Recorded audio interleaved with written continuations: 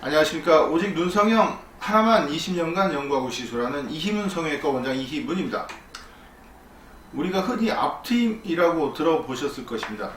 트임이라는 말이 워낙 인기가 좋아서 앞트임, 뒤트임도 있지만 심지어는 위트임, 밑트임까지 이렇게 상업적으로 사용하고 있는 병원도 많습니다. 그렇지만 저는 위트임, 밑트임이란 말은 잘 사용을 하지 않습니다. 물론 밑트임은 좀 그런 시술이 가능합니다. 이렇게 당기는 수술인데요. 이렇게 당기면 눈밑이 좀 둥글게 되겠지만 많은 경우에 있어서는 별 효용을 보지 못하고 이렇게 오히려 부자연스러운 눈이 됩니다. 그래서 저는 밑트임 하는 경우는 좀 드물고, 위트임이란 말은 눈매 교정 수술, 즉 눈이 더 떠지는 그런 수술을 위트임 이렇게 표현하는 병원이 있습니다. 그런 표현을 사용하는 이유는 아마 트임이라는 말의 그런 파괴력, 그것 때문이 아닌가 생각을 합니다. 왜냐하면 눈이 커지고 싶은 분들한테 트여준다, 상당히 매력적인 그런 용어가 될 수 있기 때문인데요. 지금 보고 계신 경우는 앞트임을 좀 과하게 해서 저한테 찾아오신 분입니다. 즉 앞트임 흉터가 났고 눈 내안각 자체가 부자연스러워서 오신 분인데요. 어떻게 부자연스러운지 볼까요? 지금 보시면 이렇게 가까이서 보시면 둥글게 패여 있습니다. 그리고 눈앞에 보이는 빨간살이 징그럽다, 이렇게 얘기를 하시는 분입니다. 눈 앞쪽이 각이 적당히 있으면, 이런 식으로 각이 있으면 빨간살 보고 징그럽다 라고 안 하는데요, 이렇게 둥글게 패여 있으면 좀 징그럽게 보입니다. 제가 봐도 그렇습니다.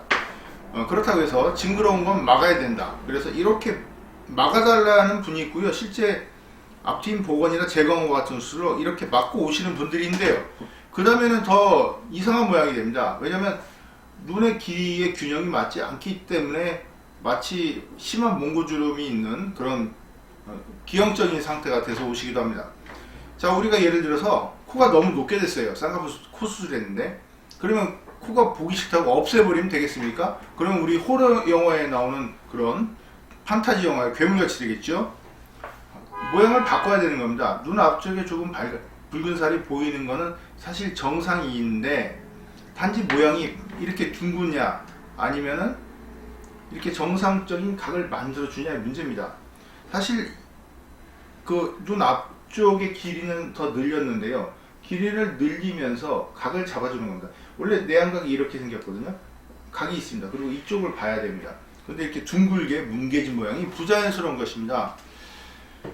그런데 문제는 말은 쉽고 진단까지는 가능한데 어떻게 수술적으로 구현을 할 것인가, 그런 부분이 문제가 되는데요. 이 부분의 피부는 아무리 잘라서 당겨도 끌려오질 않습니다. 왜냐하면 코하고 내안각 사이의 이 부분은 거의 움직이지 않는 피부라 절개를 할수록 오히려 흉터가 남아서 더 벌어질 수가 있습니다. 그래서 몇 차례 실패하고 저한테 오시는데요, 이럴 때는 큰 틀에서 봐야 됩니다. 속눈썹이 있습니다. 근데 속눈썹 위에 이렇게 생긴 연골이 있거든요. 연골 틀을 이렇게 펴주면, 즉 코 안쪽에 있는 살이 오는 것이 아니고 눈 자체가 이렇게 펴져야 됩니다. 그러면 조금의 각을 만들어낼 수 있는 여유분의 피부가 생기는 것입니다. 이런 방법으로 좀 심한 경우에 상당한 효과를 보고 있습니다. 물론 개인에 따라서 70%나 60% 정도밖에 효과를 못 보기도 하지만 대부분의 경우에 있어서 상당히 희망적인 결과를 보고 있습니다. 즉 앞트임으로 인한 무너진 내안각, 과연 교정이 가능할 것인가. 앞트임 복원과 재건과 같은 수술로도 어렵지만 저만의 이런 건판 이동술이라고 표현을 해도 좋을 것 같은데요, 그런 방법을 이렇게 효과를 본 사례를 보여드렸습니다. 시청해 주셔서 감사합니다.